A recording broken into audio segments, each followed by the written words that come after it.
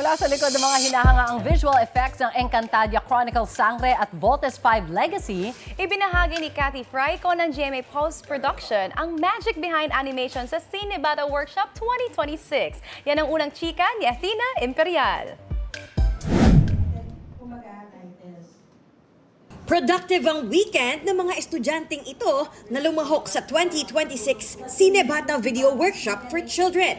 Bukod sa pagbuo ng storyline, acting, filming at editing, natuto rin sila tungkol sa animation.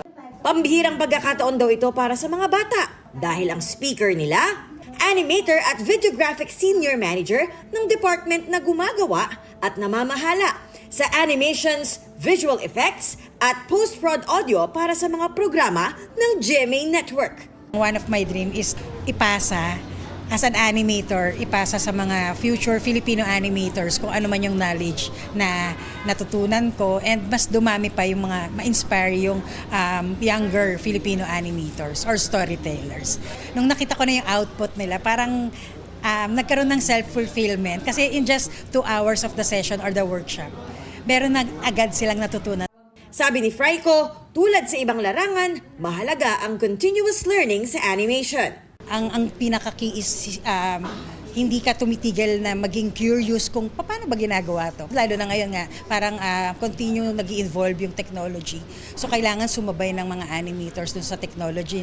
Para sa mga estudyante, memorable daw ang learning experience na ito. May apply po namin yung natutunan po namin dito, especially po sa school po namin, marami pong chances na magkaroon po kami ng film.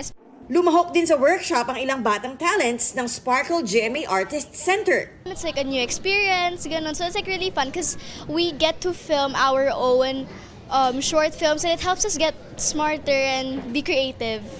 Sabi ng Anak TV, advocacy organization na nanguna sa workshop, napapanahon ang pagtuturo ng video making sa kabataan ngayong digital age. Naisip namin, magandang i-train itong mga next generation how to, kung gusto nila maging photographer, gusto nila maging editor, maging sabihin natin, illustrator, di ba lahat yan?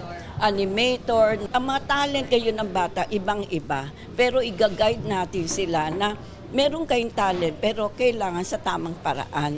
Pinarangalan ng mga pinakamahuhusay na kalahok at films na ginawa ng mga bata sa 3-day workshop.